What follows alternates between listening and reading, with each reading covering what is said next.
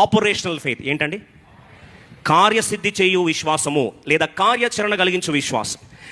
Operational faith ఎలా ఉంటుంది అని దానికి ఎగ్జాంపుల్ చెప్పి ముగిస్తాను. ఎప్పుడైతే వాడిలో విశ్వాసం కనిపిస్తుందో, వాడిని చూసినప్పుడు, తేరి చూసినప్పుడు వాళ్ళలో ఏం కనిపిస్తుంది చూడండి. పేతురు ఎందుకు తేరి చూస్తున్నాడు ఆత్మలో? Acts 3:16 ఆయన నామమందే విశ్వాస మూలముగా ఆయన నామమే మీరు చూచి ఎరిగి ఉన్న వీనిని బలపరచను, ఆయన వలన కలిగిన విశ్వాసమే మీ అందరి ఎదుట వీనికి ఈ పూర్ణ స్వస్థత కలుగజేశాను. ఆ పూర్ణ స్వస్థత ఎందుకు వచ్చిందంట?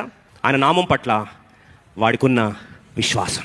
దీన్ని ఏమంటారంటే చూడండి, 2 కొరింథీ 4:13 చదువుతా. విశ్వసించి తిని గనుక మాట్లాడి తిని. బాగా వినండి, నేను విశ్వాసం ఉంచాను కాబట్టి 14 తెలుగులో 14 ఉంది. విశ్వసించి తిని గనుక మాట్లాడి తిని అని వ్రాయబడిన ప్రకారము అటు విశ్వాసముతో కూడిన ఆత్మ గలవారే అద్భుతాలు చూస్తారు. మనకి ఎటువంటి ఆత్మ ఉండాలి? హృదయమందు విశ్వాసం ఉంచిన పిమ్మట నోటి ద్వారా ఏం చేస్తాం? మాట్లాడతాం. థియరిటికల్ ఫెయిత్ ఉన్నప్పుడు ఏం జరుగుతుందండి? బైబిల్ చాలా స్పష్టంగా సెలవిస్తుంది. యెషయా 29:13 వారు పెదవులతో నన్ను స్తుతిస్తారు, వారు నోటి మాటలతో నన్ను ఎంతగానో కనపరుస్తారు, కానీ వారి హృదయం నాకేమైంది? దూరంగా ఉన్నది. జాగ్రత్త వినండి. మనలో చాలా మంది వాక్యం చెప్పిన వెంటనే నోటితో ఏమంటామండి? అవును, ఆమెన్, జరుగును కాక అంటాం. కానీ జరగదు. ఎందుకు జరగదండి?